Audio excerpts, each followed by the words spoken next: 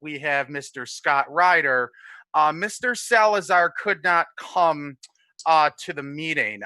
So therefore, to invoke policy 9132, I'm going to recognize an alternate. John, you mentioned you had to leave at 5:50. Yes, I do have to leave at 5:50. Okay, then then what I'm going to suggest, because Walter, I'm going to assume that you can stay through the end of the meeting. Yes, I can. Okay, then I'm hearing an echo. How about now? Me? An echo from me? Well, given that I was the only one talking, I'm going to guess it's from me. But no, so pursuant to policy 9132, just because Walter can actually stay for the full meeting, John, I'm going to recognize him as an ex officio member and Bill's alternate for this meeting, just for the sole reason that he can actually stay for the entire meeting. Okay, so that if you works. wanted to drop off and do what you need to do, by all means. Otherwise, please feel free to be a guest. Sounds good. All right, very good. Moving on, interesting enough, there are public comments on the meeting. John or Wendy, would you like to make any public comments? I have no comment. Yeah, no comments. No comments. Very good. Then moving on. So moving on to item number 4A, new business, reconsideration of 5,000 series policy P5145.53. This was something that was requested by Mr. Salazar to discuss. As he is not here, I'm sure Walter might be able to take up that mantle. From a parliamentary procedure standpoint, I just want to advise that since we approved this policy at the last meeting, this is the only meeting where such policy could be then reconsidered to be taken out, as it must be done at the subsequent meeting. And it would require a 2/3 vote of the committee for reconsideration. That being said, do I have a motion to reconsider policy 5145.53? So moved. So moved by Mr. Krizel. Is there a second? Okay, only only so that we can actually discuss this item, I will second the motion for the purpose of at least discussing it. Walter, since you made the motion, the floor is yours.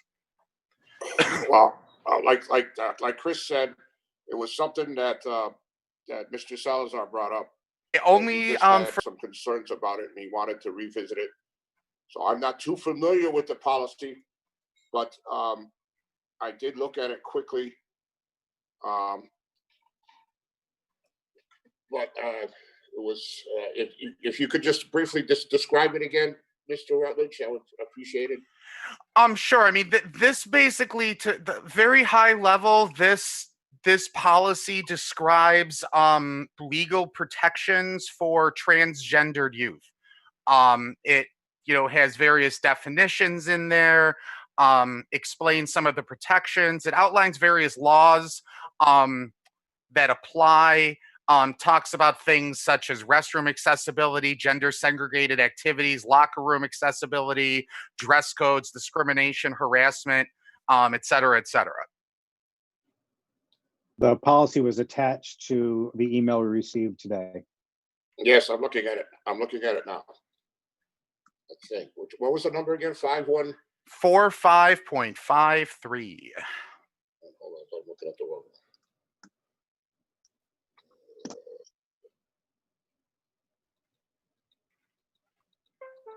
Come on, where are you? There you are. I guess what Mr. Salazar said, that this was not a recommended, it was just a policy to consider from CABE. Correct? Correct. That's what it says at the top. Yep. Yeah, I see that now. Yep. But it is recommended. I just want to say that. But it's not required. Not yet. Not yet.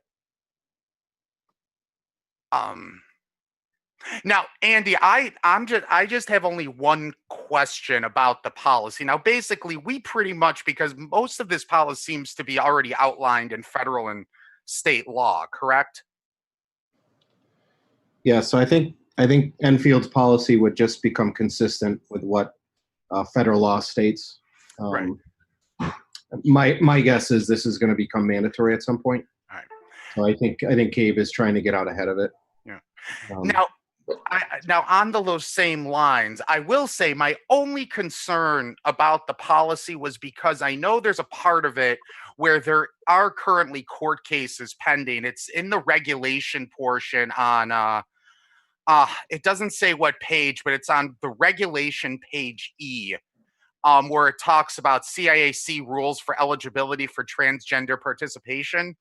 Um, Given that I know that there are certain cases that are starting to make their way through the federal courts on this, I believe there was one where there were three girls in the state of Connecticut were suing because CIAC allowed people boys who identified as girls to participate in girls sports, and they basically ran away with all the championships and stuff, and they're claiming certain violations here. Now, let's hypothetically say those cases actually win, and CIAC has to change their rules on this. How would that impact us if we, like, how would that impact us? Would we then just basically go ahead and follow the new guidelines, or would we have to then change the policy to go back from that? Yeah, so that so what you're referring to is in our regulation. So that's not a policy. That's for the administrators to have clarity on it. And Oh, it does, okay. it does say in, Regulation is background. yeah, so it does say the right of transgender students to accommodations is generally found in legislation such as Title IX, but Hmm. it's not been fully interpreted by the courts. So it does Okay. say that determining appropriate accommodations is difficult because they have to balance the rights of transgender and gender nonconforming students Agreed. on the freedom of discrimination. So you're right. This is very messy. Mhm. That is absolutely correct, and it is tied up in the courts. So I think as a policy, I think you're on fair ground to either hold off, or actually at this point, it'll be pulling this out of the first reading, since there is some piece of this that is in the courts. But I also do think that you can go forward with this policy without that piece of that part of the regulation of impacting this policy, because this policy does not go into detail about that. Gotcha. All right. Just like any other policy, when legal changes, CAVE alerts us, and then that's when we do our updates. So Fair point. All right. Is there any more discussion? So I would, I would, I mean, my opinion only, but I think we should wait for the courts to decide and then make it a policy. At this point, let's just put it aside, and because we're really not, it's not required. It's at this time, and let the courts do their thing. It could be a year, could be two, or whatever, and then CAVE will come back to us and say, okay, this is now a required policy. the legal references are up to speed on the policy. The only thing pending is in the regulations, which again is not published publicly. That's just background for administrators to make decisions on, just like any policy.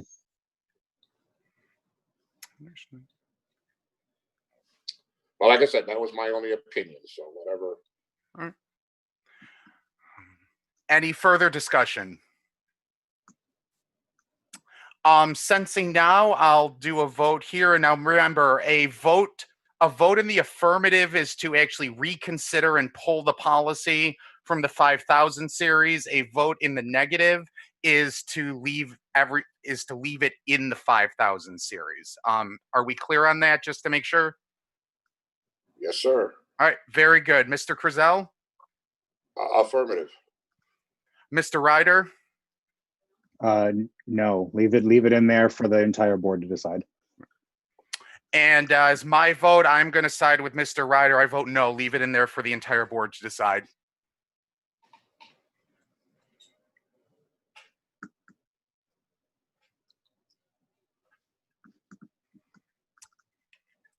So Andy, that motion fails on a 1-2.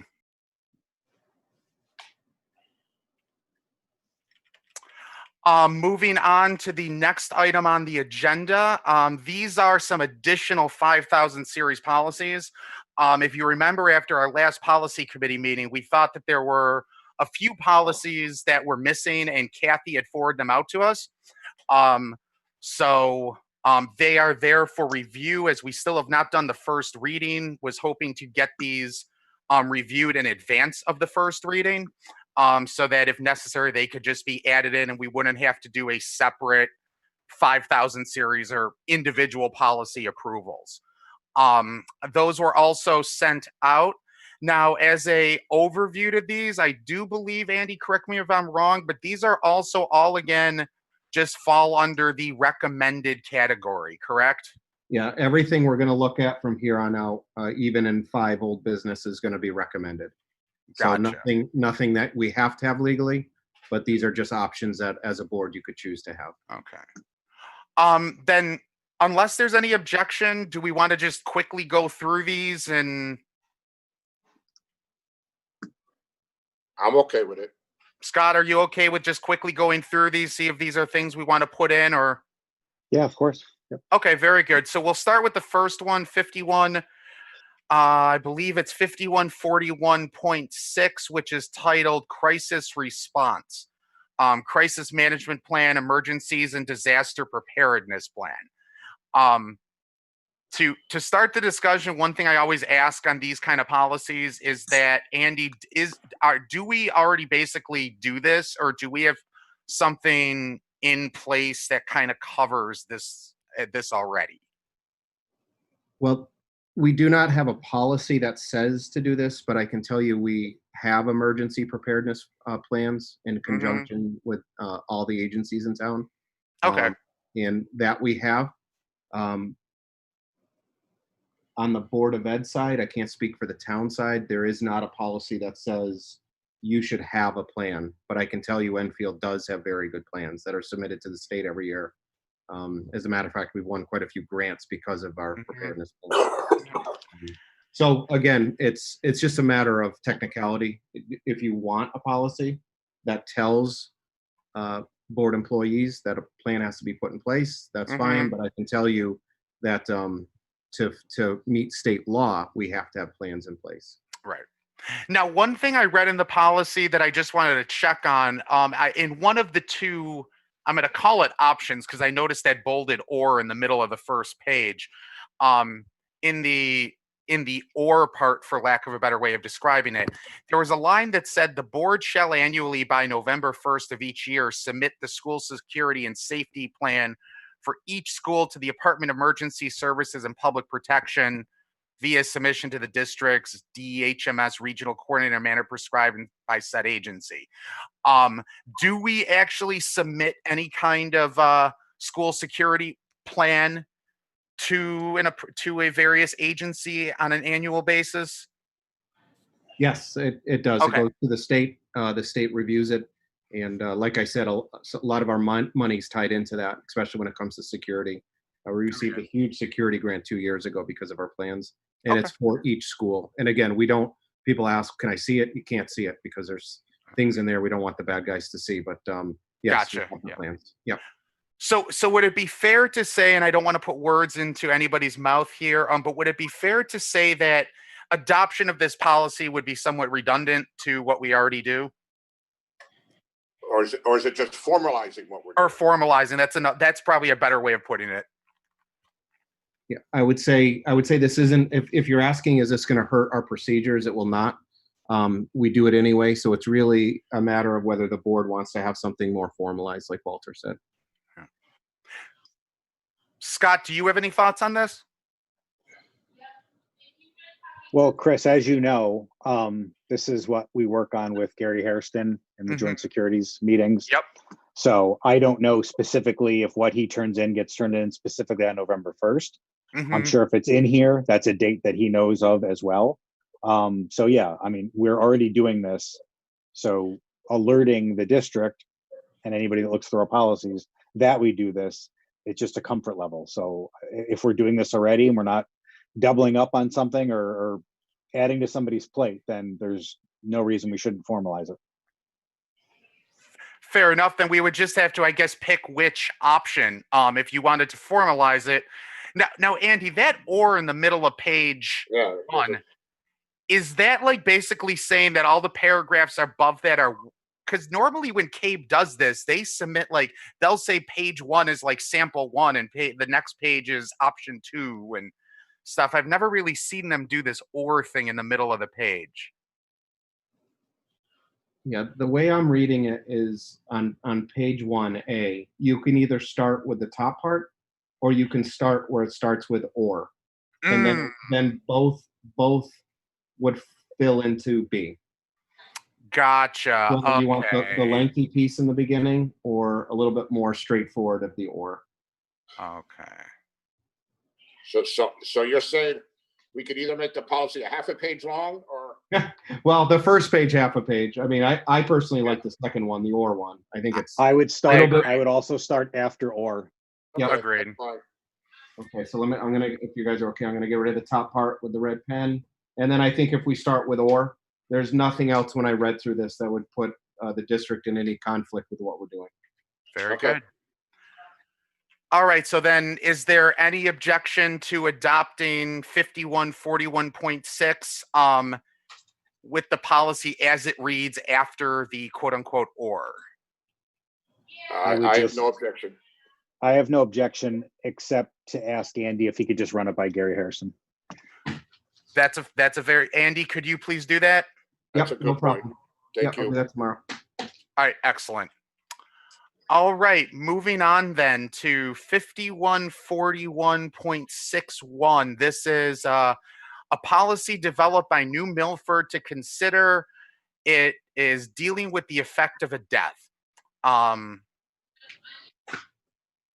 Now, as we unfortunately experienced a couple years ago,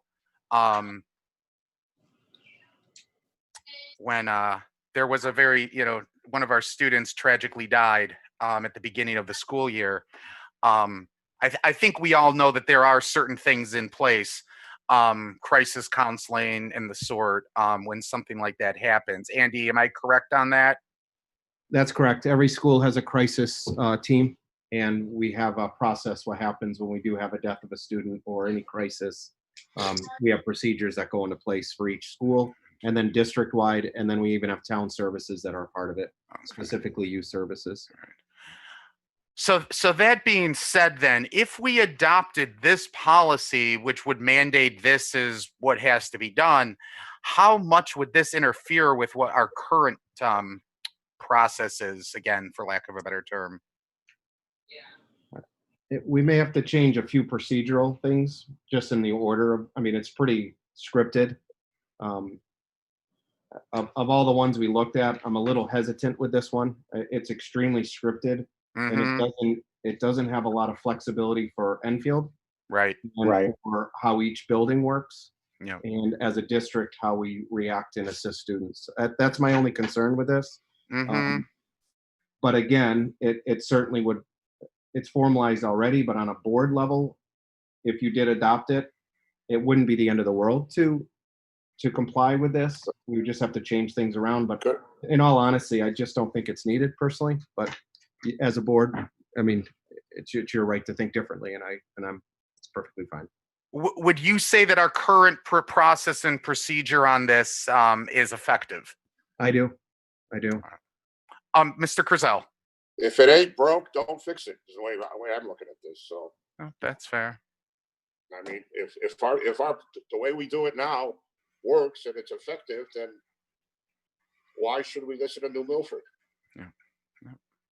Well, we're not listening to, this is just what they wrote up. I can say that I'm on the task force that deals with this, and what we do extremely well.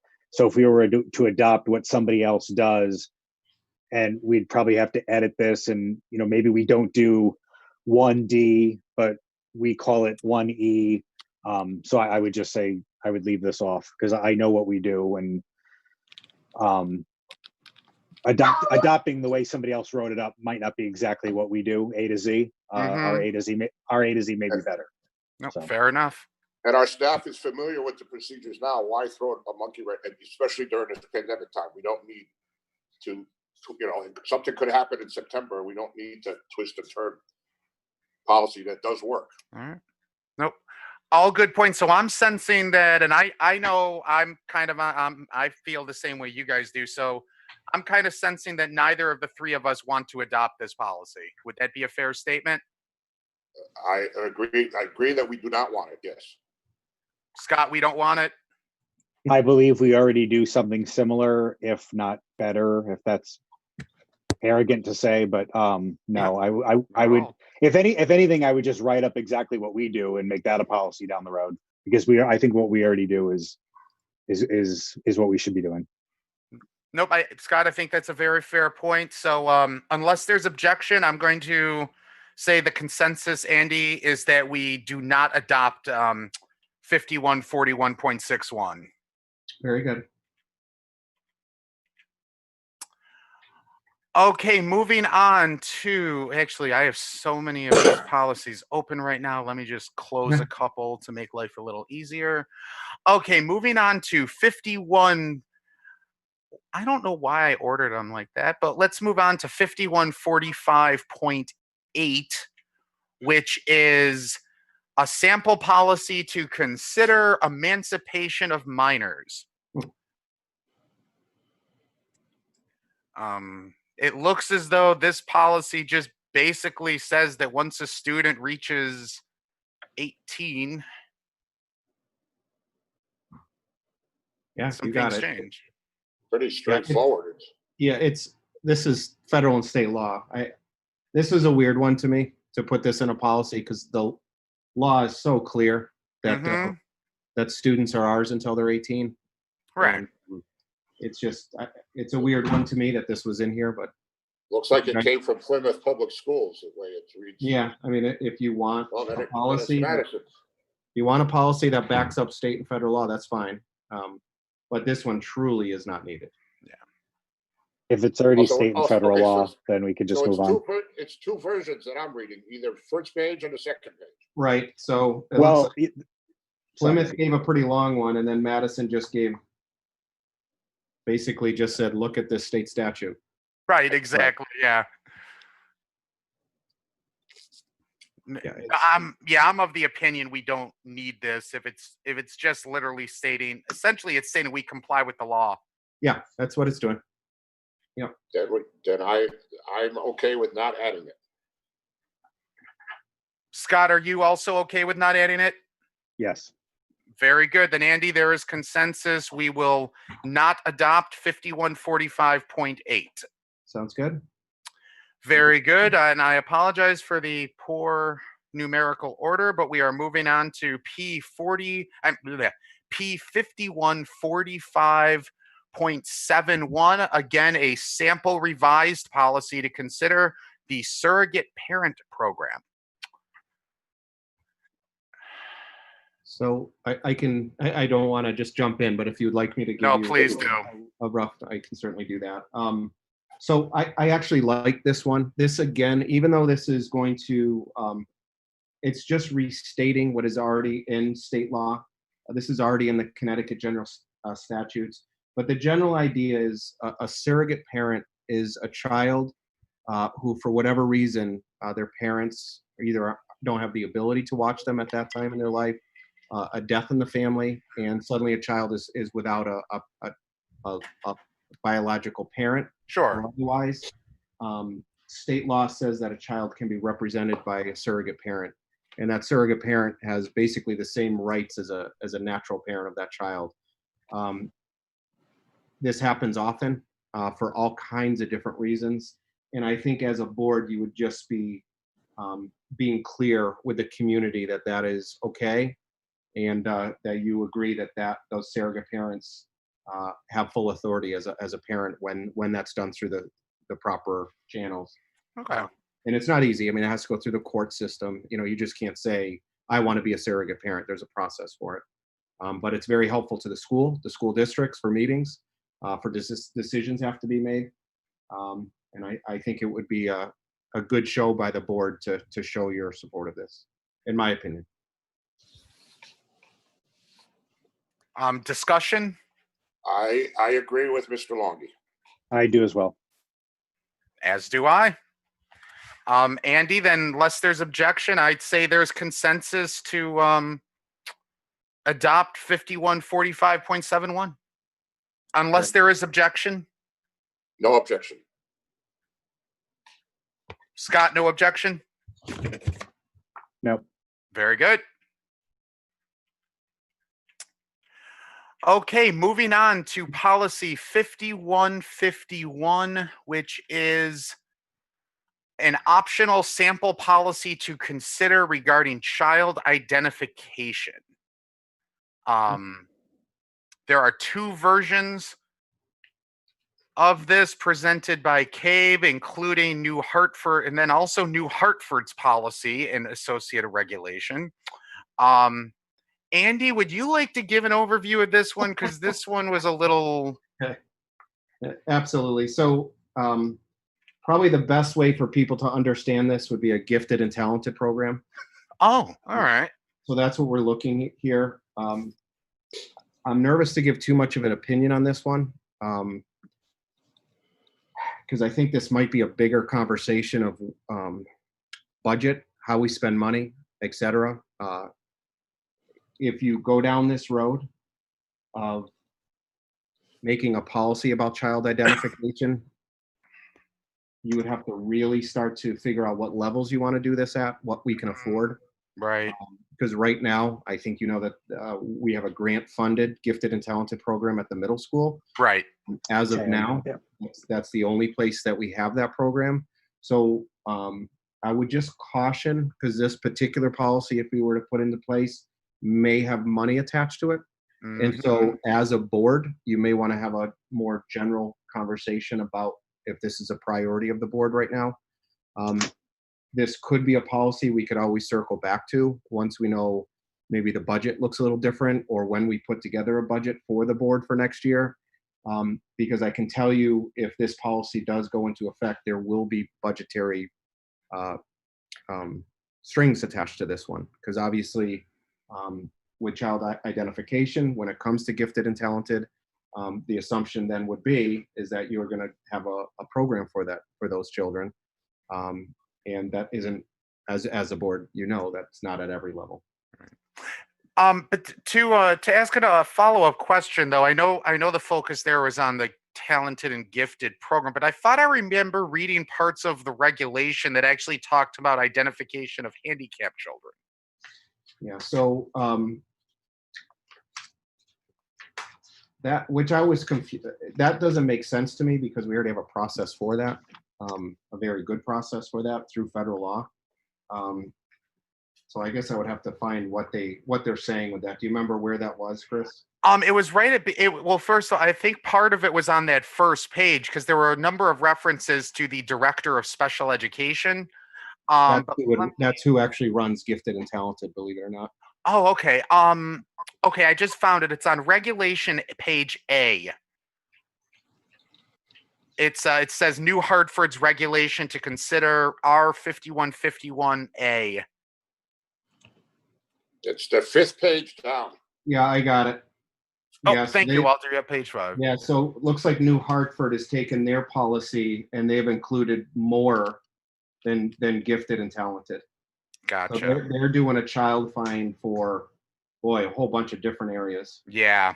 I mean, you're looking at suspension. I mean, these are obviously, we look at students all the time in terms of how to help them or give them extra supports.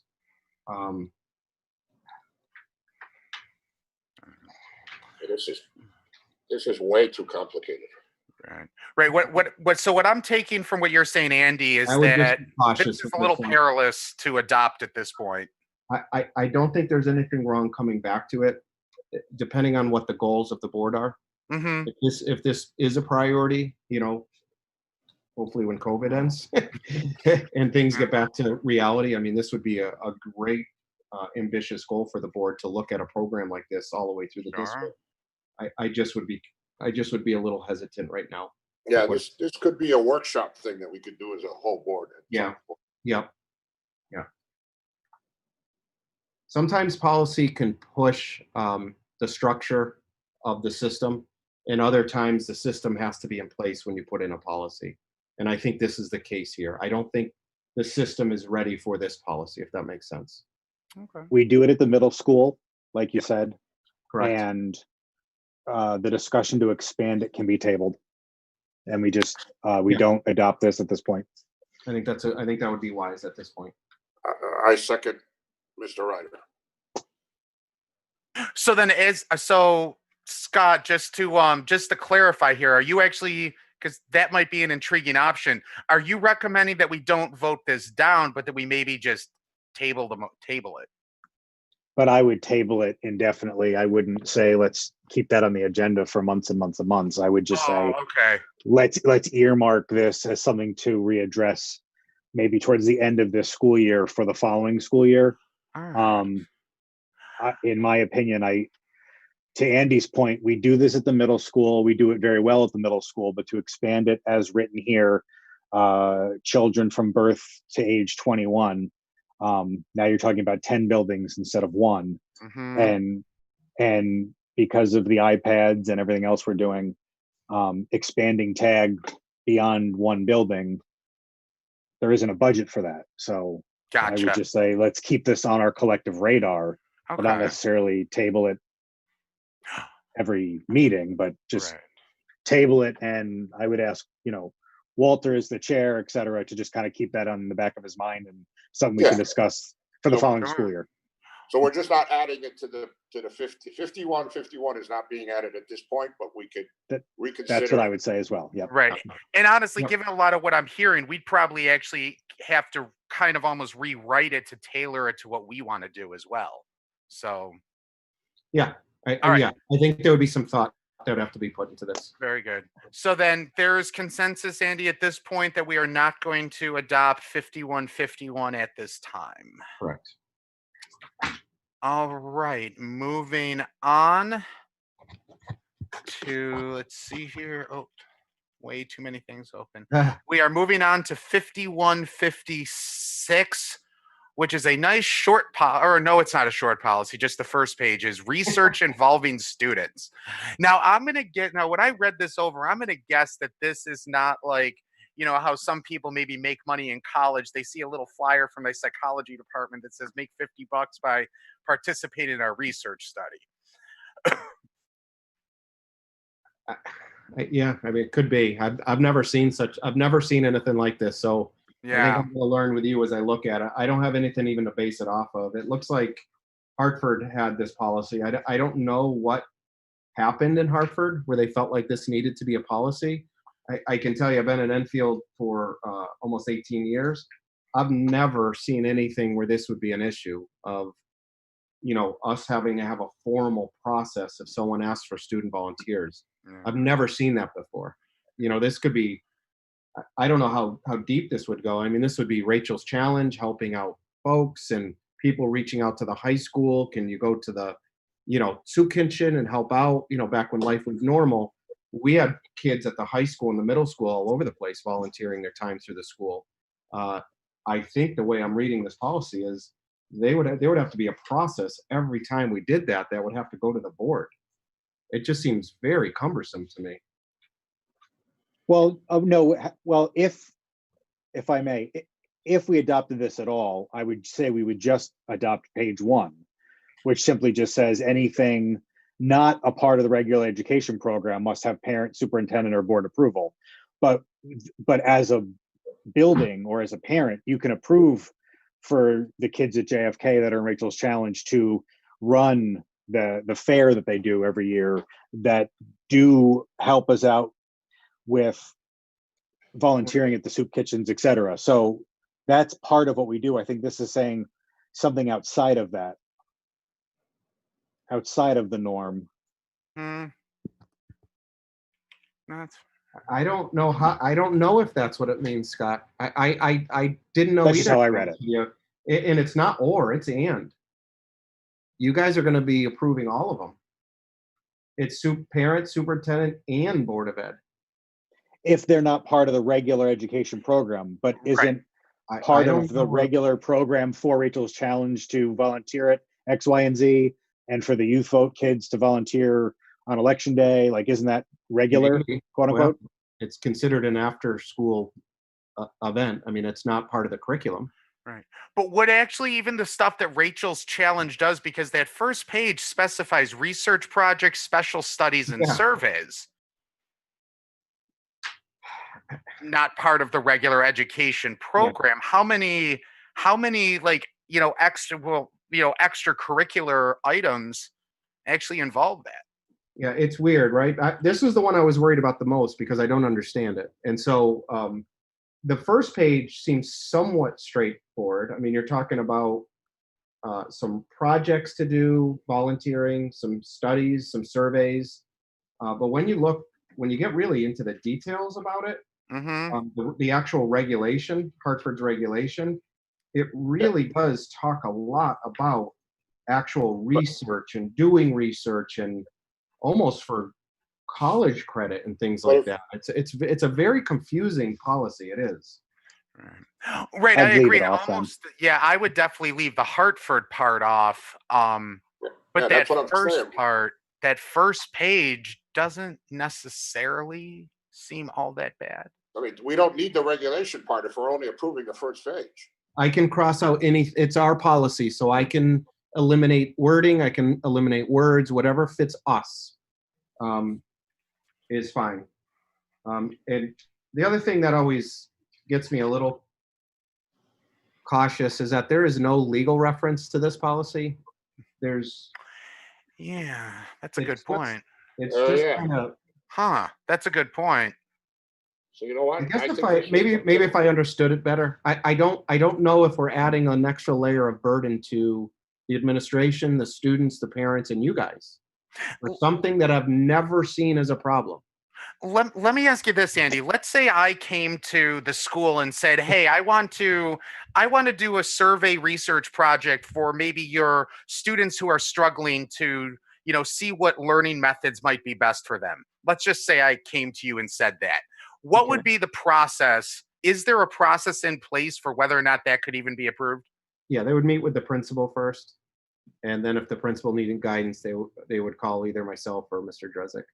And in the end, Mr. Drezik would have final say on something like that. So in other words, so then basically there is something in place in case somebody wanted to come in and ask for student volunteers for these research projects and special studies, right? Yeah. I'll be honest with you. I think Hartford put it into place because maybe somehow politics got involved and somehow different political parties were asking for kids to volunteer for things. That's the only thing I can think of.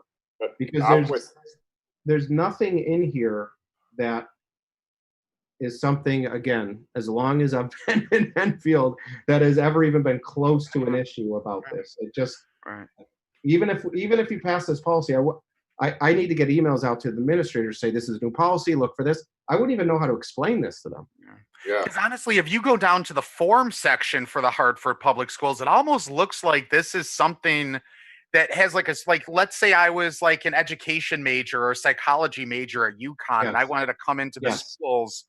Yes. That's what this really seems geared towards. Yes, I agree with you. That's what it felt like the more I read the regulations, is that I wonder if the local colleges in the Hartford region had a pattern of going into the Hartford public schools and using kids as research.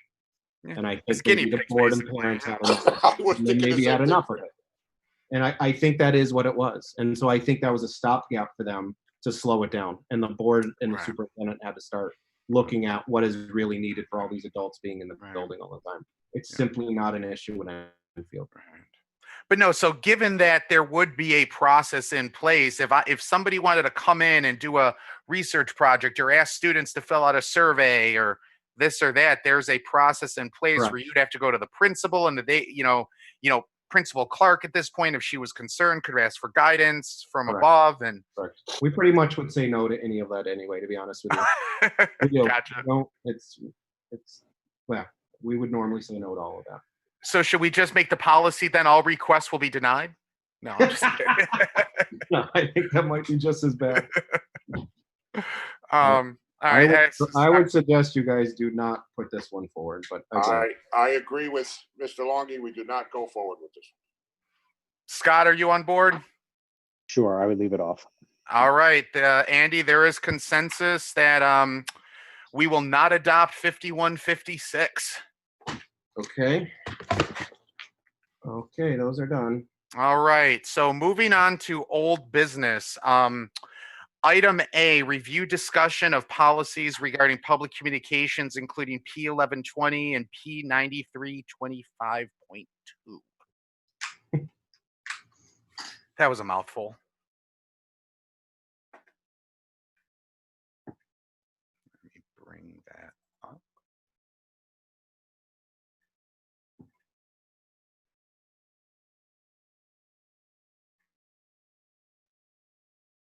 What was revised on 93/25.2? 9325.2 was Oh, the that's the bylaw audience. of the board that talked about the order of business and meeting meeting I found it. conduct. Yep. And if you go down to the audience section, there is on page 2, there's the original, and on page 3, there's audience revised. And the reason for that was, as I put in some information in there, CABE, when this policies was reviewed by them, had suggested that those two areas be made consistent.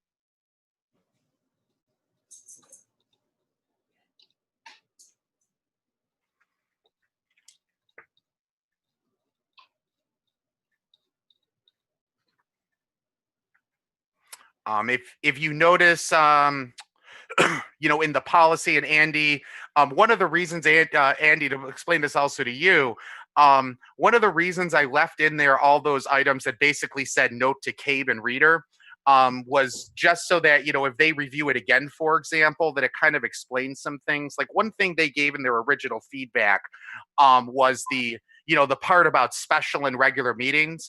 I don't think initially they understood that for example, we've been doing, while we've been calling all our meetings recently special, they are in effect regular meetings. We just, because they were off the originally agreed upon schedule, we called them special meetings.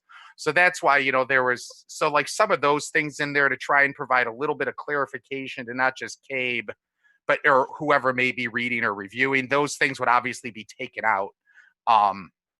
But that was just to provide a little bit of clarification to anybody who would review this.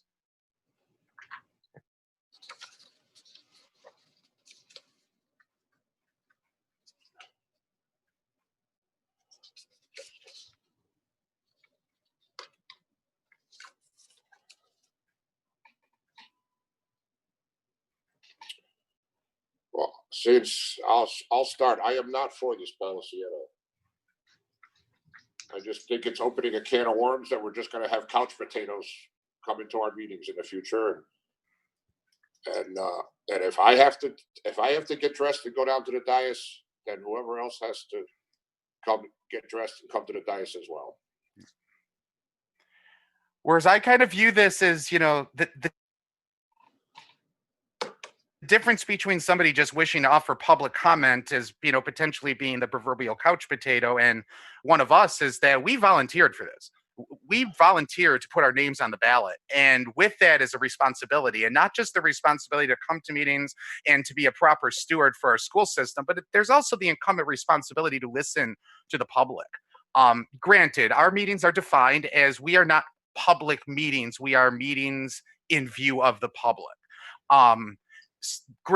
That being said, and CABE has even mentioned before, the public participation at these meetings is not a right. It is, granted, it is a privilege just based on the legal definitions.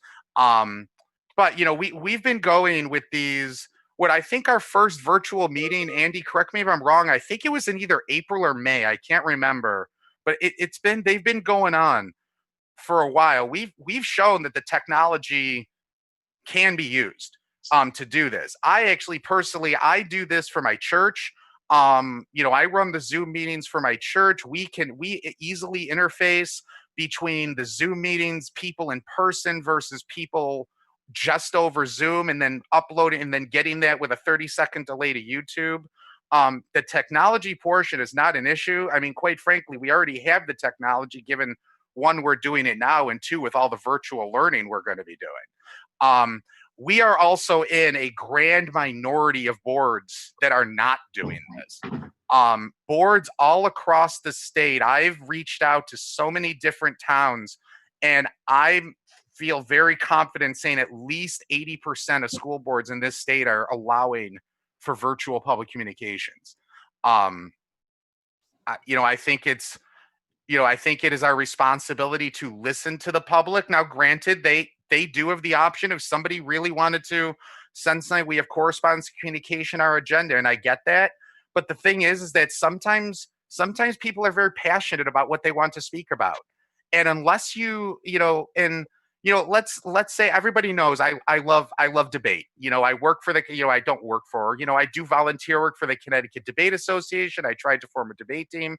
If I were to forward to Tina, our secretary, a statement about why I think debate is, wonderful, this is absolutely nothing against Secretary LeBlanc, of course, but, I don't necessarily know that she would be able to convey that speech with the same passion or fervor that I would do it, because it's what I believe in. And it's kind of the same thing here. It's allowing people to voice their concerns, but requires that it be done in a respectful and an orderly fashion. And that's what this is. It basically brings us into essentially the 21st century. We've seen during this pandemic that things are possible. We have no idea how long this is going to go. And we don't even know if there could very likely be a second wave where we're not meeting in person again for extended periods of time. We need something like this in place because, again, I believe it is our responsibility to listen to the people and to give them an avenue to express, their opinions on our board matters. Okay, correct me if I'm wrong. When we go and have meetings at the town council chambers, that is falling under the purview of the town council and also the town of Enfield, just like this meeting right now is falling under the purview of ETV that puts it out on YouTube. So until the town comes up to, ETV does not work for us. They work for the town. Okay. So until the town comes up with some policy to tell ETV that they want this part of their broadcast, I don't think we have the right to pull the trigger on this at this point. Well, ETV is broadcasting it right now. Yes, and they're doing it, but they're doing it as requested by the town. We didn't request them to do this meeting. The town is requesting that all these meetings be put on YouTube. Well, actually, it's not just the town. It's the fact that there are open meeting laws in Connecticut that require this. But again, they are being told by the town, not by us. We can't, like, if we do this policy, we can't tell ETV to do this. The town has to tell them, because ETV works for the town, not for us. Right, but given that ETV already broadcasts Board of Ed meetings, it's not an issue. They're doing it by order of the town. Well, some town meetings allow this and some haven't done it yet. And I won't say some allow it and some don't allow it. Some, like planning and zoning, That's like the they town. had a, right, no, I know, but I'm saying they had a public meeting where, 50, 60 people chimed in about something here in my neighborhood. So, I mean, it's possible to do. Well, right But now, I haven't right seen now it it's done in the happening town on council YouTube. meeting. We don't know if it's possible to do when we get back into chambers. So we have to find out from the town needs to find out from ETV if that's possible, because again, ETV doesn't work for us. Well, right, but at least from a technological perspective, I can say it's possible because I've personally myself done it. You can't say that because you don't know the system that ETV uses to broadcast these meetings. As long as you have a laptop, you can do it. Again, it would have to be something ETV would have to. We have to make sure that it's possible, and someone from ETV, someone from the town has to ask ETV if we could do it. So I have to say, just to kind of bring it back to more of so I can understand what's happening here. What is it that I'm looking at here? We've got P1120, which Right. That's the primary policy. That would be Okay. the primary policy and regulation. If you remember, Andy, the initial so version there's three of was them. just like a There's really three gave long us, right? policy. And there's Yeah, three we of have to them, pick right? one. Yeah, so there's three policies there. No, There's only one. Okay, I don't know, maybe I've got an old one. I've got one from CABE, Community Relations, and then another version, and then another one is from Regional School District 5. So that's first thing. I don't know which one we're looking at. The one we're looking at is the one that I emailed. I believe it was on Sunday morning. I'm just checking my sent items. Or is this the one that you created, Chris? This is the one that I created, and I Oh. actually emailed it out to everybody on Sunday, August 9th at 11:14 a.m. Okay, so I think that's, first of all, is the part that I'm confused about. So Right. I was looking at the K policies 1120. So you called yours 1120, even though it Right, didn't because they come from CABE. recommended because once if you remember, I had sent you a version of it that was just a policy. They gave back a lot of feedback. They also Yeah. sent their version of 1120 and suggested that if we do this, it be considered policy 1120. I also took their feedback and basically really truncated the policy and then added, per their suggestion, all that procedural stuff into the regulation. Okay.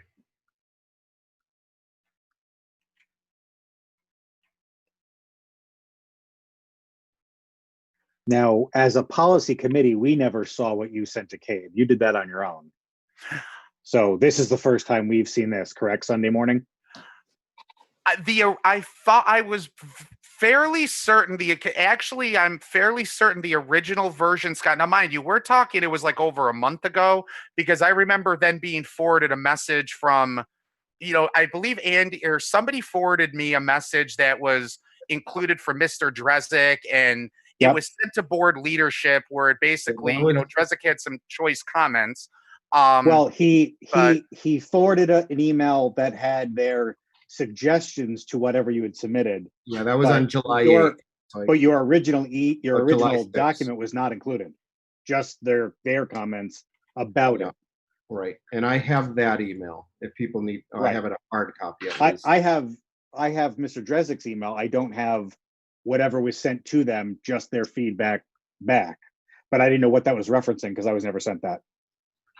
All right, I'll have to find, I don't see that one from Sunday, but let me keep looking here.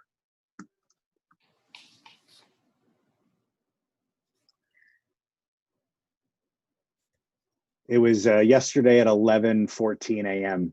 Andy, if that Oh, helps. yesterday's, okay, I was looking at Yeah, Sunday. yeah. Yesterday was Sunday. Oh, my word, thank you. Can tell where my mind's been all day. I hear you. All I'm right, already hoping so it's Wednesday because I'm going on vacation Wednesday. So Good for you. so what else has changed besides All right, audience point 8? well, actually, on that 190. So here, I'll take a step back here.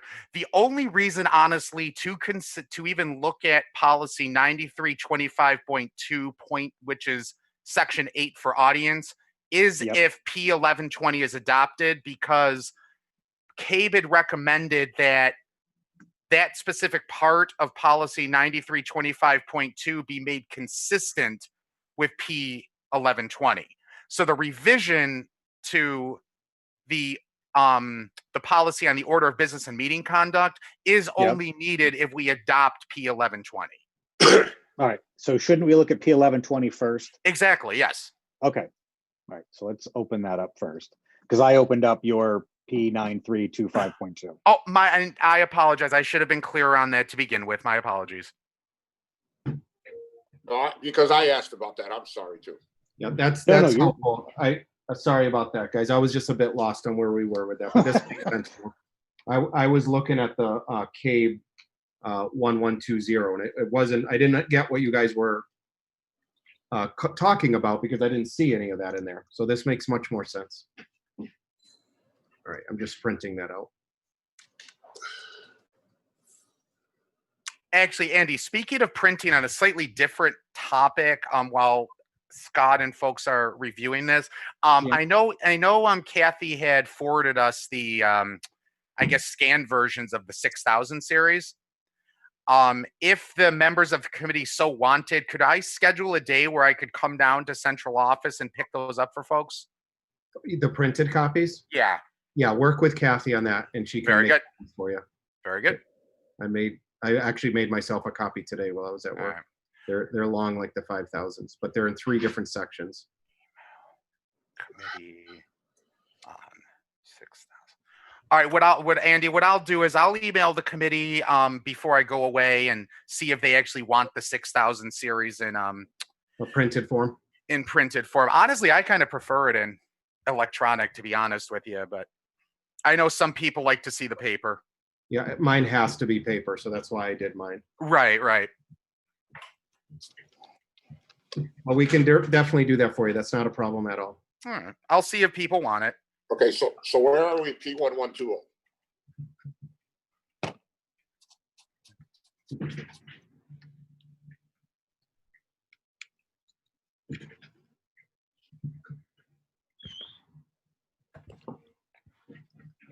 I believe at this point Scott is giving it a look over. Is that Well, no, I've already read through all this. I just wanted to make sure we had the right thing on our screens. So Oh, there's gotcha. 1, 2, 3, 4, 5 different versions of this. Sorry, 6. 5 Okay. different versions. One's 2 pages. I'm really confused because there should only be one version of it. I have sample policy to consider on page 1 of 6. Another version to consider is on pages 2 and 3 of 6. Page 1120? 4. Yep. Page 4 of 6 is another version to consider. And wait a minute. page 5 is Regional School District's 5 version to consider. Is this what I sent on Sunday morning? Yes, it is. And then Oh, page 6 is Fairfield's hold on. version. Actually, hold on. I think you might be honestly looking at CABE electronic meetings of the Board of Education. I'm looking at P1120. No, 'Cause- I just opened the file and it's the one that I have. Because what I'm looking at my sent items right now from Yeah. yesterday morning, and the P1120, which is titled Public Participation During Meetings of the Board of Education and its subcommittees. It is a Word document. That's what I have open right now. And Well, CABE had already sent this to us, so I'm looking at all the versions they sent us.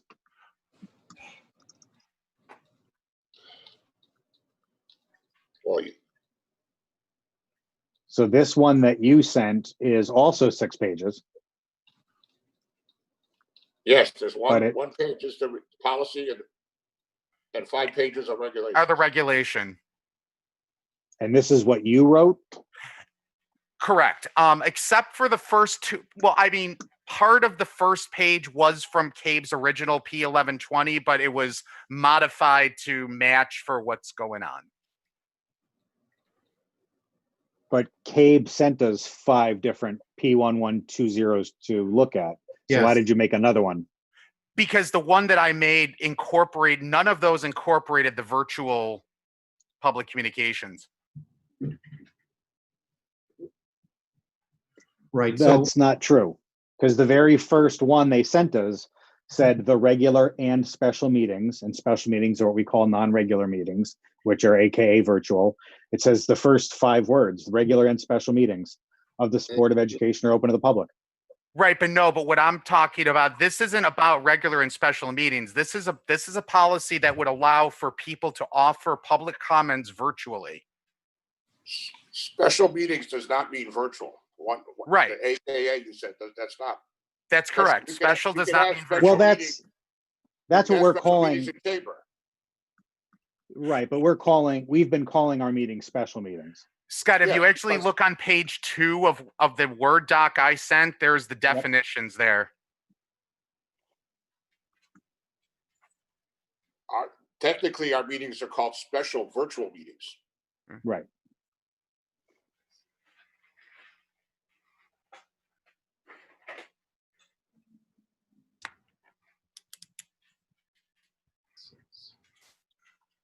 So you want people to do public comments virtually even when we go back to meet at town hall? Correct. I understand the option of doing it if we're virtual. Public comments should be virtual. I'd have to get a sense from the board about virtual comments if we're back in person.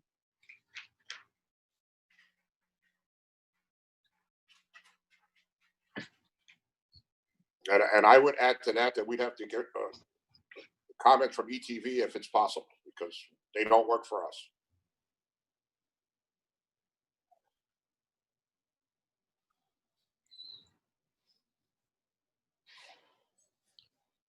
Yeah, I think Cave would have to keep drilling down in this, even if you put this forward, because they did say that sometimes when you try to be so detailed, although you're trying to prove helpful, sometimes it can actually cause more trouble for boards. So I think we really need to make sure that Cave is all over this if you choose to go forward with this. I mean, yeah, they would obviously have to give it, a legal review. I do think that if our meetings are virtual, comments, should be virtual. Like, I just have to. I didn't see this from you until, like I said, yesterday. I only saw the comments that came back, but I had no idea what they were in reference to because I never got this original document.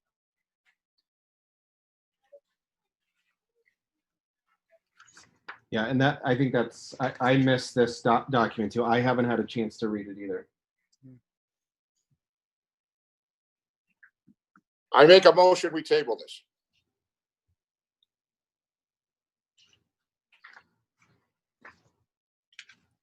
I think that that's fair for at least one meeting, just so I can digest this, because I did get comments, but I didn't know again what they were in reference to. I was looking at CABE's P1120, which they had sent to us with all the 6,000s to consider. Mm-hmm. That came in an email from them a while back. So that's what I was looking at. Oh, okay. So you second my motion, Scott? Yes.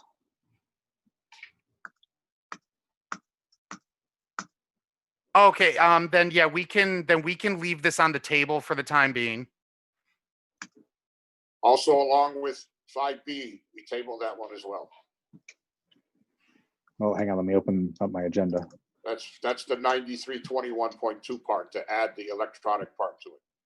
Well, no, Yeah. that was actually that wasn't me at all. That was I'm sorry. Yeah, Okay, that's another that Cave was policy. that was a straight up Cape. Yeah. I got my numbers mixed up. I'm There. sorry. But Yeah, actually, no, I'm fine. I'm actually fine leaving this all on the table here for the next meeting, and then we can we can revisit those items at our next meeting. We kind of do have to discuss a next meeting date. Yeah, so I would say also the 9325.2 part also be tabled, but it's not, but that's not technically on the agenda. Right. I got my numbers mixed up. I'm sorry. Scott, knowing that, we would have to look into September for another meeting date. Obviously September 7th is out of the question. Are we skipping 5C, D, E, F, and G? I could find them. I honestly thought the discussion on P1120 was going to take much longer. So I mean, let me actually see if I can get The next those. item would be 5B. Let me just see if I have those here in my folder. Okay, I do have them. I mean, yeah, we can definitely keep going here. The next this was again the next item, 5B, electronic meetings of the Board of Education.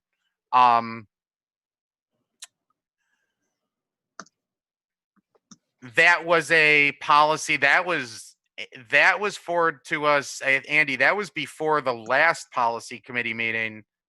Yeah, that was forwarded us to a bit ago. Yeah, I'm good with this one. We do it so this way we can make a policy.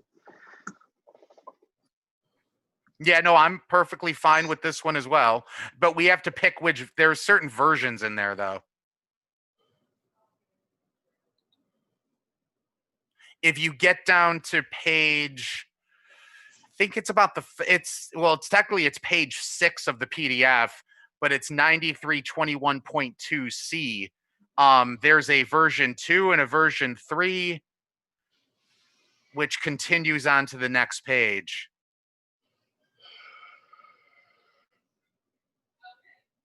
Good, sure, Kathy sent this to us.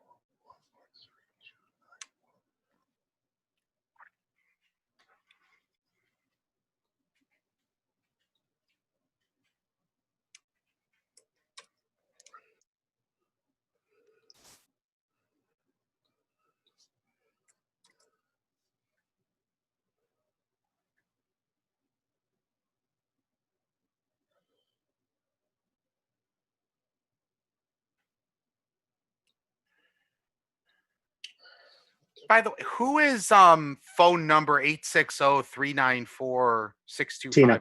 Oh, that's Tina. Tina LeBlanc. Oh, okay. Hi, Tina.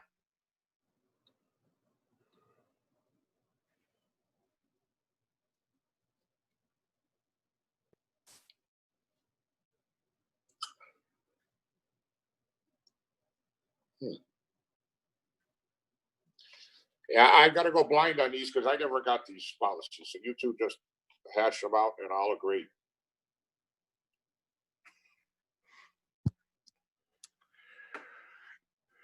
Well, in one of the versions, like version 2, for example, Mm-hmm. which would be page 6 of this specific PDF, if that's something that Guy can do for us, set up like a all at Board of Ed email address. I think version 2 is succinct and works for the public. If we had a comments at enfieldschools.org or whatever the word would be, but that would be something that I think we would have to just check with our IT guru to make sure that's something that we could all see. Honestly, I see what you're saying, Scott, but I have to admit I'm personally very against version 2 because kind of what we were just talking about. It says the live public comment portion of the meeting shall be temporarily suspended. And given that I absolutely don't think that, I mean, given that I absolutely believe we should be allowing for remote, virtual, live public comments during these meetings, I don't think we should adopt 2 because that would essentially our policy would prohibit us from allowing it. Yeah, so version 2 or 3, you could take care of the public comments tonight if you wanted to. Chris is right. It's gonna, CABE has given you a solution. This is, CABE's belief is that that qualifies your responsibility for public comments. The public having the ability to send their comments into a specific person. Version 3 says it's the board chair. Version 2, it can be anyone we want. You could put the email address in and someone would read them during the committee, usually the board chair. So that's how CABE believes that should be done during virtual times. Obviously, 5A contradicts that. And so as a group, you just have a decision to make. That's all. Yeah. And given the number of other boards that have been allowing virtual communications, I'm going to guess that a lot have not adopted this, because if they did, they would no longer be able to allow it. I do like the idea, though, of having one email address for the public versus having to email 9 people when they do have a question. Actually, that is a really good idea, to be perfectly honest. Um, Oh, you know what? I just saw, even the first one talks about how public can submit their questions. So you're not avoiding that. It's Right. gonna be on each of the policies. Sorry, I just picked that up. yeah, that right there basically is because I actually kind of think that no matter which option we pick, it would preclude somebody basically coming on. So like let's say that phone number was not Tina and it was just somebody that wanted to offer public comments during our public comment section. They would not be able to offer that if we adopt this policy. Okay, I found it now. Well, they would, but it just wouldn't be their voice doing it. Well, right, exactly. But that's the point.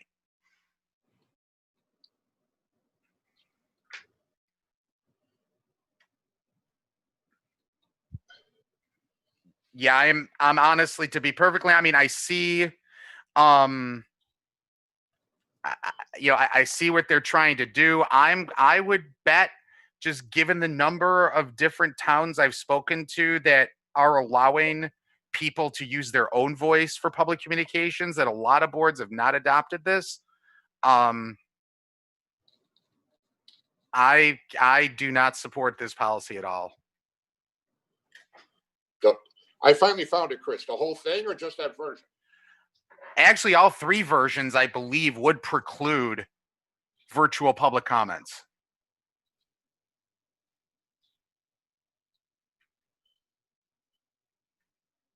Well, we already know that virtual public comments would be under 1120 if we ever were to adopt that. Well, right, but then you'd have two policies in conflict, Right. You'd either in have direct to, conflict. right. You'd either have to eliminate 1120 or adopt this. You can't have both. Chris is right. Okay. Well, again, I defer to the both of you on this one. I mean, you can always strike. I mean, just to get the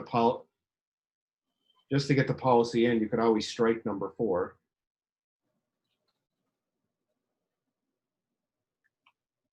From A. Yeah, I mean, it looks like you're stifling comment by you guys doing that, but you can do that because there's a method behind it. I would also be okay with version 2 if the language of it were changed to read, in accordance with a state of Connecticut executive order, public Board of Education meetings will be held virtually through electronic teleconferencing. The live public comment portion of the meeting shall be allowed. Also, members of the public may submit their comments to be added to the public record by emailing the board at yada, yada, yada.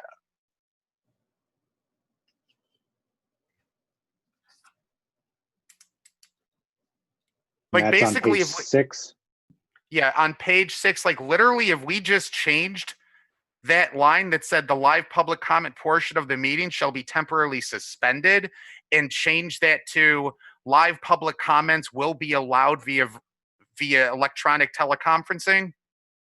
Yeah, but we don't know if that's going to be the case yet, though. What do you mean?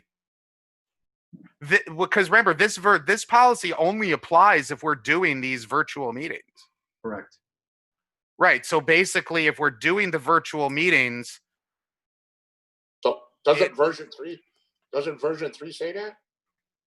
no, I'm interpreting version 3 as also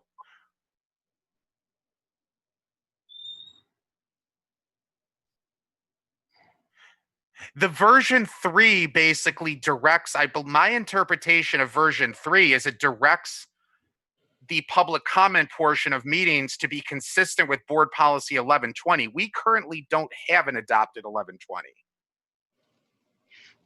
Okay. Correct.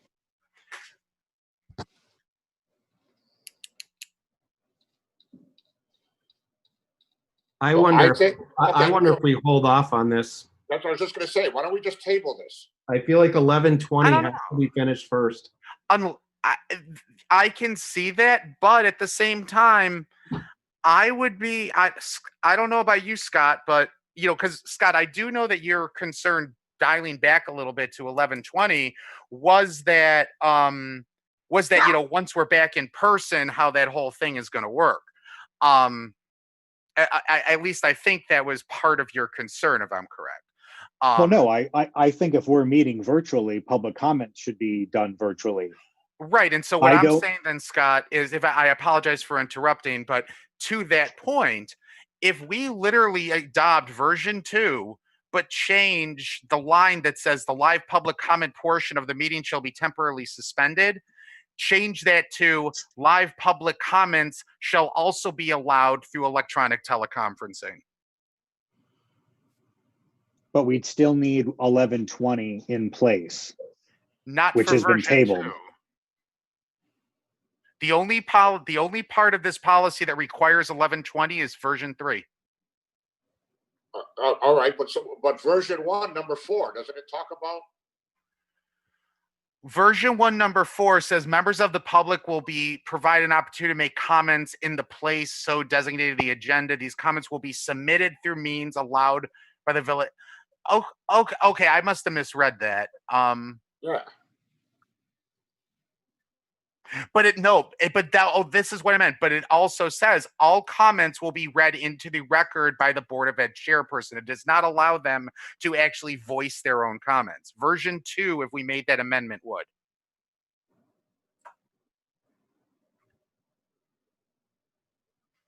Quite frankly, version 2, if we make that amendment, is a very good compromise.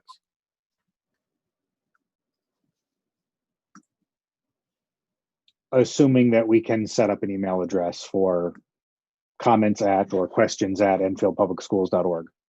Right. I mean, I actually, if unless you object, would anybody object to me asking Guy Barassa a question? Any objection? Sensing Well, none. Yeah, he's he's not not technically necessarily part of the meeting. Yeah. Yeah, that just because his head's there doesn't mean he's actually Oh, there. okay, Yeah, gotcha. our one liaison is Andy. Gotcha. All right.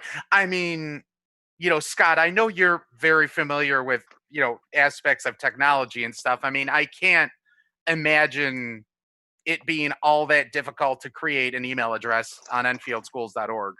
I mean, I'm sure it's more complicated than setting up a Gmail address, but it's not anything. Or I'm sure Guy could do it, while he's having lunch and having a conversation with his grandkids too. I'm sure it's a pretty Right. simple endeavor. Correct, but I don't want to speak. We don't task our employees. We Exactly, task Walter to ask, etc. Right. That's why I say at this point, we just table this.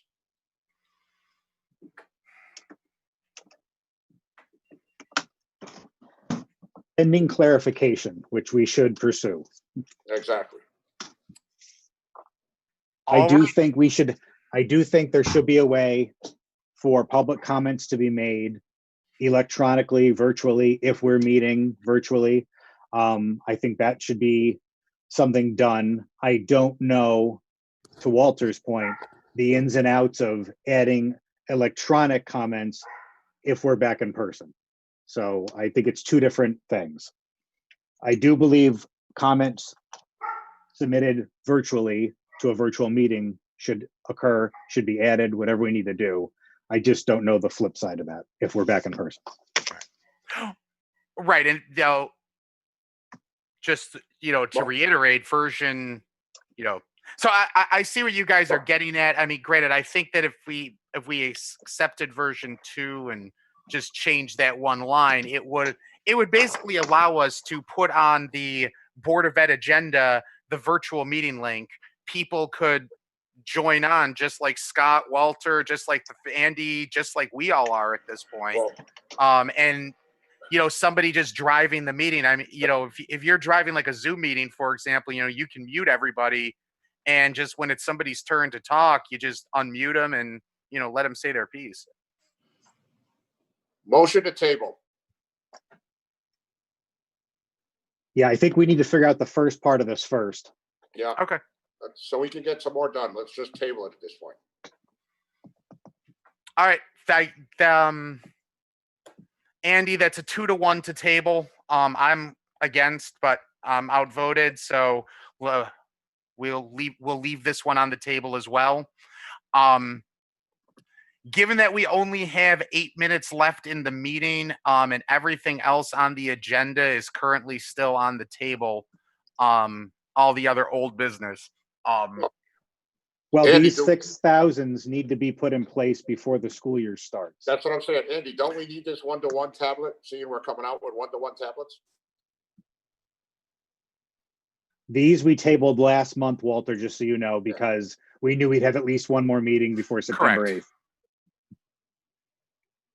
8th.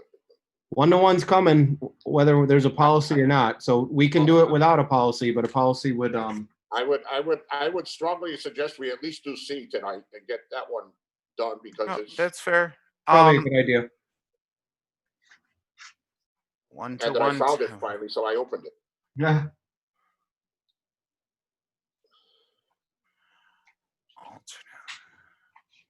So I had highlighted the alternate language towards the bottom of page 4, Mm-hmm. which is the first blue page. Because I think that says in a nutshell what this does without handcuffing admins, but I would just ask for Andy's opinion on that. I think Right. that kind of says what we want to say. Alternate language, the focus of the one-to-one iPad program. Is that where you're going with? Yep. Yeah, Yeah. and then all the regulations were in yellow. Yeah, it looks good. That would be good. All right. And I'm perfectly fine with the alternate language as well. Okay, I'll approve it too.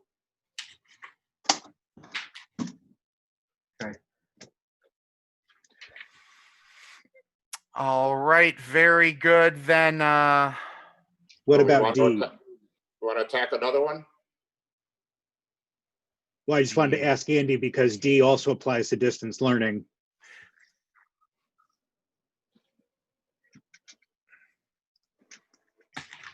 yep. Andy, would you say that the distance learning plan due to health-based closure is one that needs to be addressed before the beginning of the school year? It's probably not a bad idea. All right. Well, we still got 6 minutes. Let's get it over with. That's the spirit. Thank you, Scott. So enthusiastic. So on this one, Andy, I highlighted on page 6 under 5 and page 7 key components because it's speaking specific to times. Mm, Now, I know that Superintendent Drezek will be going over a plan tomorrow evening for the public, but I don't want to handcuff us to the times specified in this policy in case Agreed. they don't jive with ours. I agree. So, I mean, So I don't know if we can just eliminate those chunks of times and just say something to the effect of distance learning in school days will operate as follows, and then we could add that later when we have the times, or I just wanted to ask you about that. Because I don't want to say elementary school is Yeah, either specifically that or 55. tomorrow. Either that or tomorrow, if you guys approve this, I could just go in and I could just put in the proper times that we have outlined already. I don't have them Red in ink front it? of me. They're, No, yeah, no, I'll red right, ink and them. they're not I have the approved. times in my office. I can just fill in what because the distance learning plan's done. So I could just put in the times that we have already. Right. I don't Actually, want to Andy, speak to if any I could- specifics, but if I could ask a question, I actually very much agree with what Scott's saying, but I'd also like to say it almost seems like this policy would be very redundant to what Mr. Drezek is going to discuss tomorrow.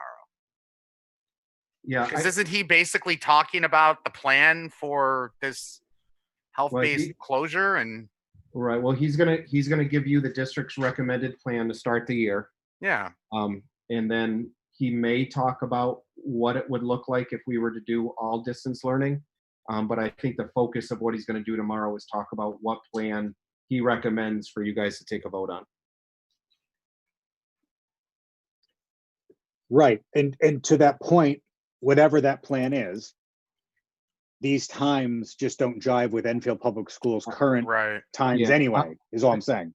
Yeah, I don't know if we're ready to do this policy yet. Yeah. I'll be very honest with you. Now that I'm looking at it in more detail, Okay, I think it, and it even says in bold in the beginning and underline that this policy needs to be modified to fit the local situation. Mm-hmm. Yep. I'm afraid to go too further because we really want you guys to be an active part of putting together whatever plan we have. So I'm All right. afraid to write anything down. As we have been. Yeah. You guys might not vote it in, and then we've just wasted all of our time. So motion to table. yeah, I think that's the wise thing to do on this one. Yeah. We'll leave this on the table then. Okay. All right. So do we want to just leave all the rest of them too? Yeah. Yeah, that's- let's I think leave we're all the okay. rest on the table for the next meeting. Knowing the aversion to more than one meeting a month here, looking at my calendar, we obviously can't do Monday, September 7th, because that's Labor Day.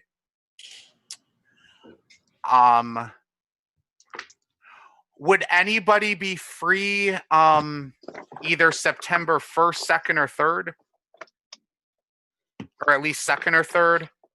I don't know if we'd have a board meeting on the 1st. That's just I fine. would leave them out because that's the week that the teachers are coming back, and I don't know, Andy's probably gonna be busy with them all week. I would really ask that we avoid. Oh, yeah, that's a good district point. Good point. schools Good if point. we Good can. point. And I know the 14th is the groundbreaking of JFK. Yeah, JFK.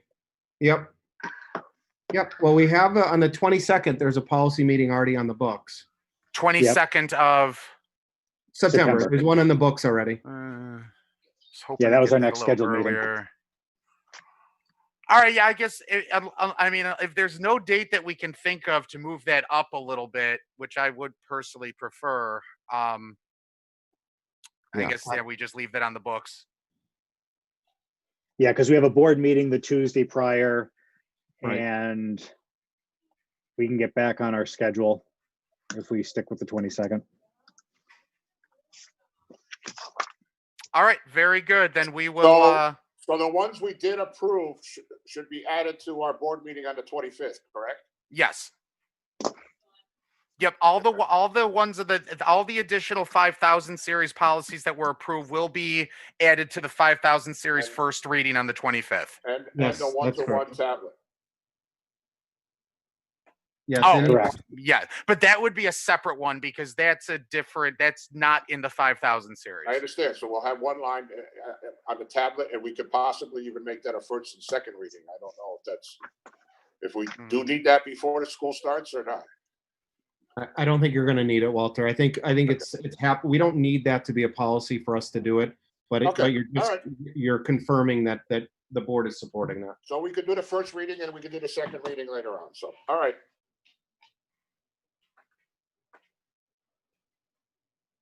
All right, very good. Then do I have a motion to adjourn? So moved. Second. All right, Andy, it looks like we are adjourned at exactly 7 p.m.